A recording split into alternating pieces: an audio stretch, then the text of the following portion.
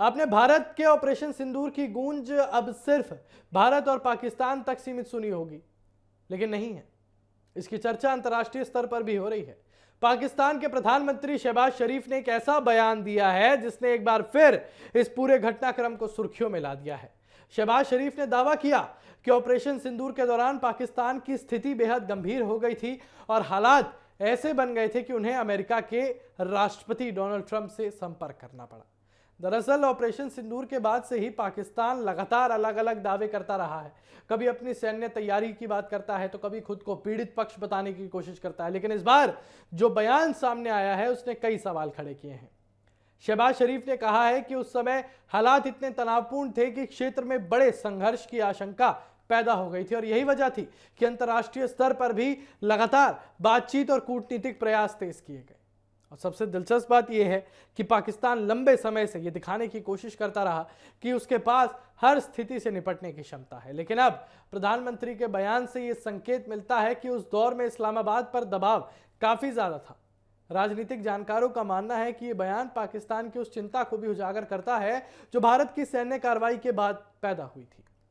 उधर भारत की तरफ से हमेशा यही कहा गया कि ऑपरेशन सिंदूर का उद्देश्य आतंकवाद के खिलाफ कार्रवाई करना था और यही पूरी तरह लक्षित अभियान था।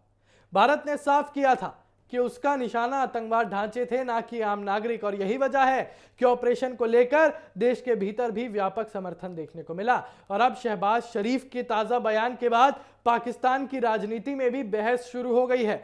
विपक्ष सवाल उठा रहा है कि अगर हालात इतने गंभीर थे तो आखिर जनता को उस समय पूरी जानकारी क्यों नहीं दी गई।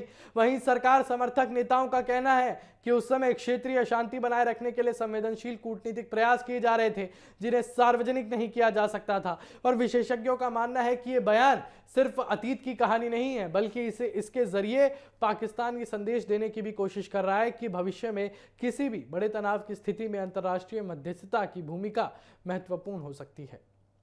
हालांकि भारत लगातार यह कहता रहा है कि भारत और पाकिस्तान के बीच के मुद्दे द्विपक्षीय हैं और उनमें किसी तीसरे पक्ष की जरूरत नहीं है। तो कुल मिलाकर शहबाज शरीफ का यह बयान एक बार फिर ऑपरेशन सिंदूर को चर्चा के केंद्र में ले आया है।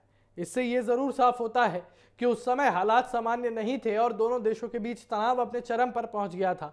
और अब इस बयान के राजनीतिक और कूटनीतिक मायने क्या निकलते हैं, इस पर आने वाले दिनों में और बहस देखने को मिल सकती है।